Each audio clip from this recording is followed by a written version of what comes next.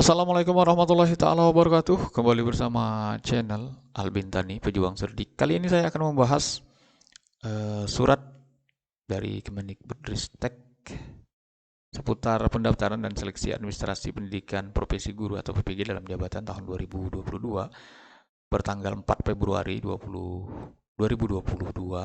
Surat ini sudah sangat beredar. Yang menjadi masalahnya, walaupun guru yang selalu memerintahkan kepada siswanya, namun untuk belajar dia literasinya menurut saya sangat kurang. Hal-hal yang sepele pun banyak ditanyakan. Linear nggak sama ini? Nah, di surat ini kan ada juknisnya. Surat ini 27 halaman.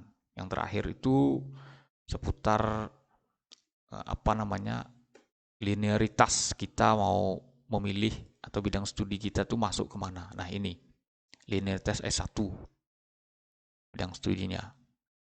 Dari guru mata pelajaran umum di TK, SD, MI, SMP, MTS, SMA, MA, SMK, MAK, dan SLB. Nah, untuk guru yang linear dan serumpun. Nah, di sini. Untuk TK, nah, di sini. Untuk PAUD, nah, di sini. Hanya pendidikan ini saja yang diakui berdasarkan juknis ini. Karena nanti, jika Bapak Ibu guru PAUD, jurusannya tidak ada di sini, itu bunuh diri namanya. Nah, atau jurusan Bapak Ibu ada di sini, tingkatnya tidak ada, itu bunuh diri juga. Nah, tapi kalau mau tes nggak apa-apa, itu kan hak Bapak Ibu. Nah, di PGSD lagi, di guru pendidikan sekolah dasar, nah sini berapa? Hampir 15 kurang 15-an jurusan. Sini apa namanya? Bidang studi yang bisa mengambil di PGSD. Sini ada pendidikan IPA, pendidikan IPS, takdir bahasa Inggris bisa. Nah, di luar yang di sini berarti bunuh diri juga tuh. Nah, jadi perlu Bapak Ibu baca. Bapak Ibu ngajar di mana? Nah, karena masalahnya sekarang sesuai dengan judul di atas. Nah, dalam jabatan. Pendidikan profesi guru dalam jabatan. Nah, jadi jangan Bapak Ibu tanya lagi. Saya ngajar di SMA, Pak. Mapel saya nggak ada, bisa nggak saya ngambil di SD? Nah, aduh, ini perlu Bapak Ibu ketahui, maksud dalam jabatan itu nanti akan semua data yang diminta oleh LPTK itu yang sangat penting dan masuk nanti ke apa namanya, Kemendikbud. Maka di mana tempat kita mengajar sekarang, itu masalahnya. Bisa saja Bapak Ibu milih, nah, tapi sudah bisa dipastikan ditolak. Yang jadi masalah ada juga yang lolos kadang. Bahkan dua orang sudah curhat dengan saya itu, tapi bukan tahun ini. Dia sudah lulus PPG, namun belum memiliki UNUPTK. Sedangkan saya saja tidak memiliki UNUPTK itu tidak bisa pretest, karena situ sudah jelas syaratnya. Nah, hampir mirip yang pendaftaran sekarang. Tidak memiliki NUPTK itu langsung tersilang merah. Kita tidak memenuhi syarat. Nah, saya juga begitu. Nah, sudah ada beberapa guru yang jelas saya sudah lulus UP, Pak, katanya. Nah, saya nggak bisa komen lagi, Bu. Karena yang saya tahu literasi saya dari 3 model aplikasi untuk PPG. Yang pertama SIM PKB untuk guru di Kementerian Pendidikan atau Kemendikbud, guru apa namanya, umum, terus lagi pelajaran umum maksudnya. Yang kedua adalah guru madrasah yang ada di Kemenak di akun Simpatika, itu juga meminta UPTK. Yang ketiga ada akun siaga untuk guru PAI. Nah, yang saya ketahui adalah dari 3 akun ini untuk jalur PPG. Namun nanti semua dikontrol oleh Kementerian Pendidikan seputar UKM PPG. Nah, semuanya memerlukan NUPTK. Bahkan guru PAI, saya guru PAI, ketika mengajukan NRG, itu masih disebutkan NUPTK-nya. Saya tidak bisa bayangkan jalur mana eh, orang tersebut. Ya, saya tidak terlalu mempertanyakan karena saya tidak berhak di sana. Namun saya heran saja, masih ada guru yang lulus seleksi dari awal tanpa memiliki NUPTK. Nah itu barangkali, nah itu perlu diselidiki juga, walaupun mungkin tidak banyak, tapi ada. Nah, walaupun nanti mungkin ada, tapi Bapak Ibu jangan melihat yang lolos itu. Maksudnya dia tidak ada jurusan di sini, nah, bisa mengambil. Nah ini sudah jelas. Nah di pendidikan luar biasa, tidak banyak. Nah ini seni budaya, yang bisa mengajar seni budaya, di sini jurusannya. Kalau saya menafsirkan ini, semua pendidikan seni, semua jurusan yang terkait dengan seni bisa mengajar seni budaya. Nah, kalau saya lihat di sini ada pendidikan seni pertunjukan, tentu kan berbeda dengan musik. Nah, terus lagi seni drama bisa. Ini pendidikan, dan ini jurusan non pendidikannya, kurang lebih seperti itu yang saya pahami. Nah, ini PJUK yang bisa mengajar PJUK. Hampir semua keilmuan olahraga bisa mengajar PJUK. Kurang lebih seperti itu. Nah, sebelumnya, pendidikan kepelatihan olahraga ini tidak bisa mengajar, bukan guru. Nah, ini lebih kepada yang jelas salah satu daerah itu tidak menerima pendidikan kepelatihan olahraga. Dia hanya menerima 2 jenis pendidikan guru ini. Nah, itu yang saya tahu. Bahkan teman saya itu jurusan ini langsung mempertanyakan ke BKD dan memang tidak bisa saat tes CPNS tahun 2018. Nah, ini zaman Menteri Mas Nadiem itu banyak perubahan dan direkrut semua, karena memang yang mengajar itu tidak semua dari pendidikan murni. Maksudnya dari jalur pendidikan. Banyak yang dari non pendidikan. Yang berikutnya di sini bahasa Inggris sekarang juga sudah linear ya, sastranya. Nah, ini istri saya lulusan sastra Inggris. Terus nah ini IPA. Nah, ini ada sedikit masalah di jurusan ini.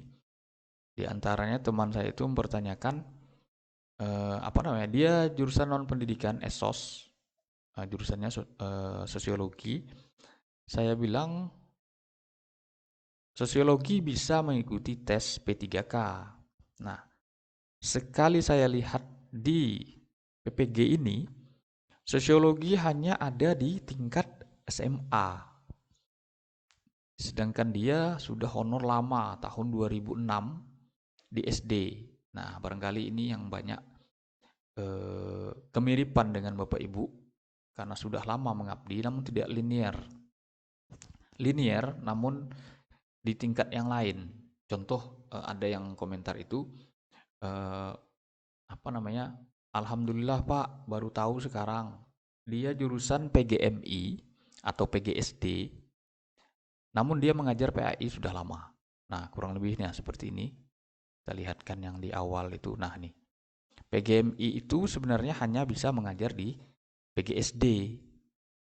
Nah, kurang lebih seperti itu. Nah, dulu PGMI itu tidak bisa menjadi guru PAI. Nah, sekarang sudah bisa karena ada Permendikbudristek tahun 2022. Jadi sekarang semua jurusan yang terkait Islam, manajemen pendidikan Islam bisa menjadi guru PAI. Walaupun sebenarnya itu tidak bisa. Tahun 2018-19 tes CPNS mereka langsung gugur administrasi karena tidak non pendidikan. Walaupun masuk di fakultas pendidikan. Nah, begitu. Yang berikutnya, nah ini intinya dibuat juknisnya ini agar Bapak Ibu mencari jurusannya, dibaca begitu. Jangan semuanya. Nah, ini juga Bapak Ibu mau di mana, jurusannya apa, kan nggak mungkin satu orang itu 10 jurusan, ya nggak mungkin. Rata-rata guru itu satu. Misalnya dia ekonomi, cari di sini pilihannya kan banyak. Nah, Di sini untuk IPA tidak bisa. Nah, ini ekonomi. IPS jurusan ekonomi murni bisa mengajar di tingkat SMP sampai SMA. Nah, SMK tidak ada IPS. Nah, bahasa Inggris. Nah, ini. Jadi walaupun Bapak Ibu ada mengajar bahasa Inggris karena barangkali pintar, namun jurusan lain tidak bisa. Bunuh diri juga Bapak Ibu. Nah, saya pahami karena teman-teman saya itu guru PAI banyak yang mengajar matematika karena dia memang pintar. Apakah bisa? Bapak Ibu, kita cek guru matematika. Mana tadi? Agak ke bawah. Nah, di sini jurusan matematika. Nah, ini bidang studi. Sini pelajaran matematika, ini bidang studi di tingkatnya SMP sampai SMA, SMK. Di sini yang ada, sini saya ini pendidikan matematika. Saya tidak mengerti ini dari jalur mana nih singkatan ini. Pendidikan matematika, matematika, statistika terapan, tadris matematika. Nah, hanya ini saja. Saya sangat tahu banyak guru PAI itu yang mengajar matematika. Namun di sini tidak masuk. Nah, bahkan ada juga yang jurusan kebidanan sudah PNS mengajar matematika. Namun ketika itu dia kuliah di tempat saya itu mengambil PAI. Nah, bayangkan tuh Bapak Ibu. Zigzag nggak tuh? Nah, dan banyak lagi permasalahannya. Jadi Bapak Ibu fokus saja. Saya contohkan tadi di ekonomi. Nah, di ekonomi ini kalau dilihat ada beberapa tempat yang bisa dia mendaftar. Di antaranya IPS sini. Di tingkat SMP, SMA, SMA, SMK tidak ada. Berikutnya jurusan ekonomi bisa mengajar di prakarya juga. Nah, kita cek lagi ekonomi. Tadi satu. Nah, ini ekonomi yang ada di SMA dia juga bisa mendaftar. Berarti dia sudah dua pelajaran dia bisa mendaftar. Sosiologi dia tidak bisa. Ini tidak bisa. Satu lagi kalau tidak salah saya, prakarya kalau tidak salah saya bisa. Sini tidak ada. Biologi tidak bisa. Ekonomi, sejarah. Nah, kita cek prakarya di mana posisi prakarya nih. Kalau tidak salah saya, prakarya itu ekonomi juga bisa. Geografi di sini tidak ada. Padahal kawan saya itu lulus P3K ekonomi. Ini jadi masalah lagi. Karena prakarya, PKN tidak bisa. Kok nggak ada ya prakarya di sini?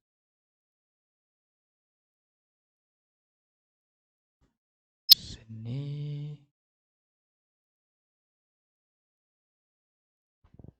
Sepertinya tidak ada di sini Bapak Ibu untuk jurnis. Nah, ini juga menjadi masalah karena tidak sedikit jurusan ekonomi itu, bidang studi ekonomi murni, nah, seperti ini maksudnya, bukan pendidikan ekonomi, itu yang lulus P3K prakarya.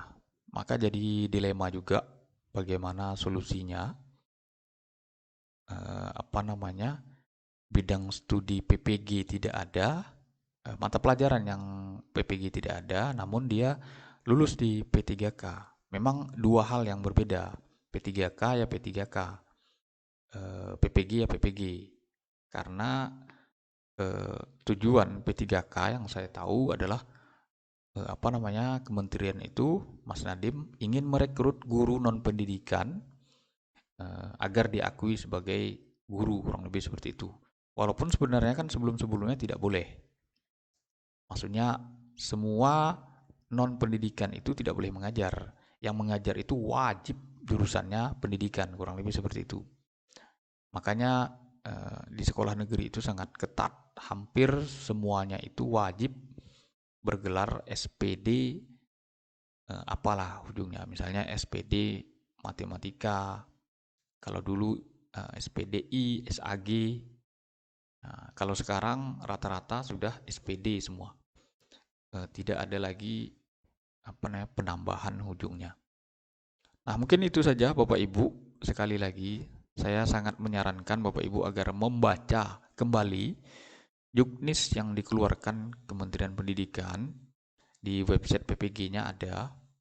Nah, yang pertanggal 4 Februari tahun 2022 seputar pendaftaran seleksi administrasi. Fokus Bapak Ibu lihat linearitas.